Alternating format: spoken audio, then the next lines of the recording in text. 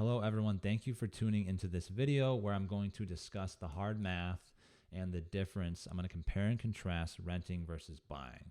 So this is kind of a old debate, and most people seem to think that buying a home is almost always better. So I'm going to kind of explain the pros and the cons and then the math behind all of it. And I think you might be surprised by how it works out. So make sure you stick around to the end of this video.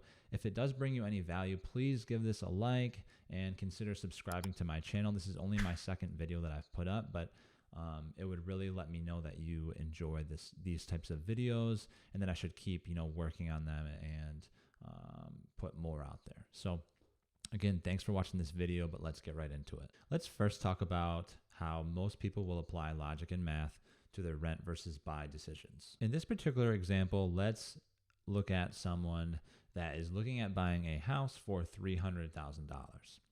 They're going to put down 20%, which is $60,000, and then they're going to need to take out a loan for the remainder, which is $240,000.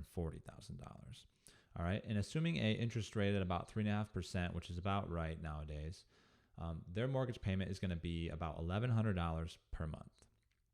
Okay, it's actually a little bit less than that. It's like $1,078, I think, to be exact. Now, maybe they find a similar house that is available to rent. It's about the same value, about the same house, same everything. Okay, and that turns out to be about $1,700 per month for rent. So this person is going to say, why would I pay $1,700 per month and pay someone else's mortgage when I can get my own house for $1,100 per month? And that's usually the extent of what people think about when they're comparing renting versus buying. And traditionally, this usually leads, I've seen it actually in my DMs, people send me messages like, I can't afford to buy a house right now, but I feel like I'm throwing all my money away on rent.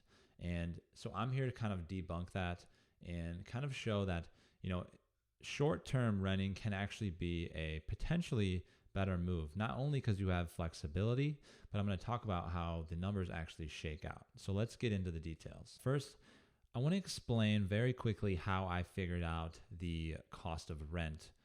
When you're comparing a house and a similar rental, how do you do that? So give it a Google. It's called the buy rent ratio, and you're going to want to look and see in your particular city or area what that actually looks like. So I used 15 as a good national average. So basically all it is you take the cost of the home, which was $300,000, divided by 15. That works out to be $20K.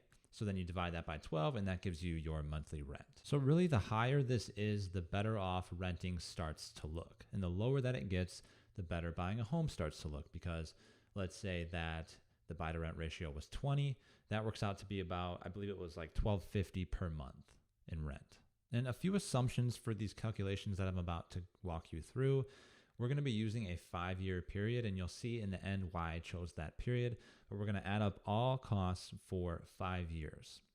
And then the other thing is that all costs are going to increase at a rate of 2.5% per year to keep up with inflation. So our rental costs, we're going to increase by 2.5%.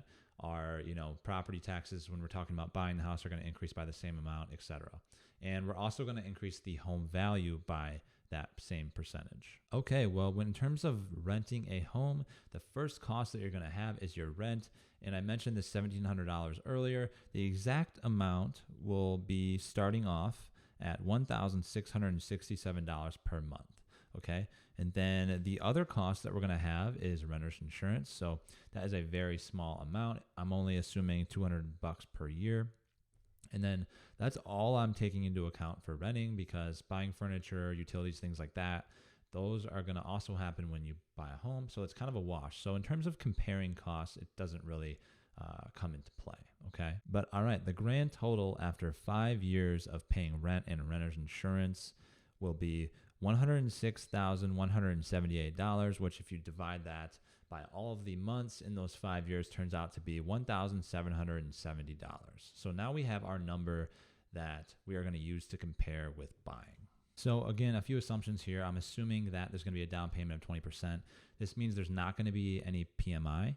If you put a down payment of less than 20%, chances are you're probably going to have PMI. And a few other costs to consider is property tax. I'm going to assume it's about 1% per year of the home value, which works out in this case to be $250 per month. Insurance, homeowners insurance, I'm going to assume the exact same thing. Repairs and maintenance, I'm going to assume 1.5%, which turns out to be about $385 a month. You could probably round that up to $400. And depending on how old your home is, you might want to make this larger. If it's a brand new home, maybe a little smaller because maybe you're not going to have as much. But 1.5%, I think, in my research is a decent number to use. And by the way, something I forgot to mention, when you purchase the home, you're going to have closing costs. So in this scenario, I'm going to assume it's about 3% of the home, which is $9,000.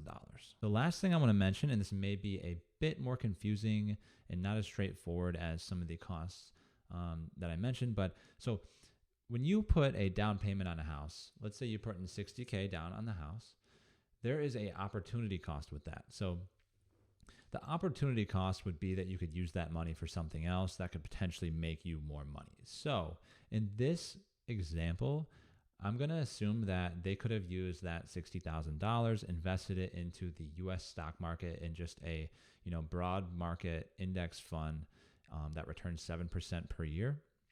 So I'm actually going to add that potential return as a cost to home ownership. I know that may be a bit confusing. I just think that is a real cost associated if you are a investor. So someone like myself, these are the things that I look at. So now that we have all of that laid out, again, let's total it all up for a 5-year period. So we're assuming that the costs are all going up by 2.5% per year, just like we did with the rent example. And then also the value of our home is increasing by 2.5% per year. Depending where you're located or what time frame you're looking at, like, in the last 5 years, homes have increased by probably a lot more than that. But again, this is a average example, and what's happened recently in real estate is somewhat of a anomaly. So again, use the numbers that you want to use and that you're comfortable with, but this is a average example. So we add that all up, and at the end of 5 years, we're going to have a total cost to own that home. The total cash that you paid out was $210,000. So if that's all we looked at, right, our total cost to rent was about $100,000, and then our cost to buy the home was over $200,000. So in terms of cash that we paid out, it's about double. But we also are going to have a lot of equity that was built into that home. So we need to take that into account. So assuming after 5 years we're going to sell the house, we're going to have about $85K paid down on the loan, which includes our down payment of $60K. We're going to have about $39,000 in appreciation.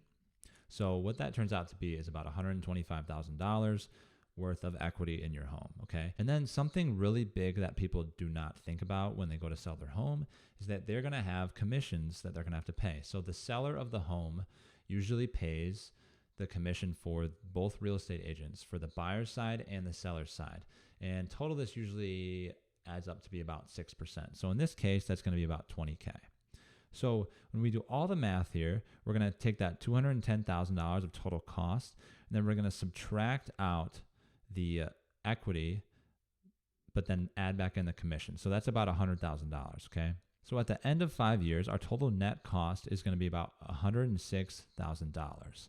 And I'm sure you remember from the rent example that that was also $106,000. So after 5 years, we're about the exact same in terms of our total cost. But again, the key here is that in terms of cash that you paid out, you actually paid about double. Obviously, you get it back when you sell, but the point is that in those first 5 years, you're going to have to shill out more cash. So am I saying that you shouldn't buy a house? No, I'm not saying that at all. I am filming this video right now in a house that I own. And the reason that I own a house is because I plan on being at this home for more than 5 years. And I think that the market that I'm in is going to appreciate fairly well. And it's also a newer home that doesn't have a lot of maintenance costs. I don't have very high property taxes. And then again, I just want to be in a house. So I consider a house a luxury, and I'm okay with it costing more than renting. To kind of wrap this up, maybe you're curious how this looks when you project it out. And I actually do have all those calculations. So essentially the story, as you start to go along 15, 20, 25, 30 years, buying starts to look better and better because you have more time for the appreciation to happen. You're paying down the loan more. Interest is front loaded, and maybe you've seen that chart. So There's a lot of costs associated in the beginning of buying a home, and then those start to kind of taper off. And in these scenarios, I'm not considering that you might remodel later. That's a whole nother separate thing. Maybe that's going to add equity into your home. There's a lot involved in there, so I kind of wanted to stay away from that. But again, kind of the story is the longer you're at the home, the better off it starts to look. And then, the shorter time frames, renting looks better. So if you're talking about a year or two, renting starts to look better and better versus buying. And I hope that makes sense. I know this is a lot of numbers, but again, the point of this video is just to explain a different way of thinking about it and what it actually looks like to look at the real numbers. So thanks, guys, if you stuck around till the end and watched the entire video. Again, if this brought you any value at all, please give this video a like and consider subscribing to my channel. I know I only have 2 videos up right now. It's because I'm kind of just getting started. I'm working on my craft. But if you give it a like, maybe a comment, it really lets me know that you enjoy them and I should keep doing this. So thank you very much, and I will see you in the next video.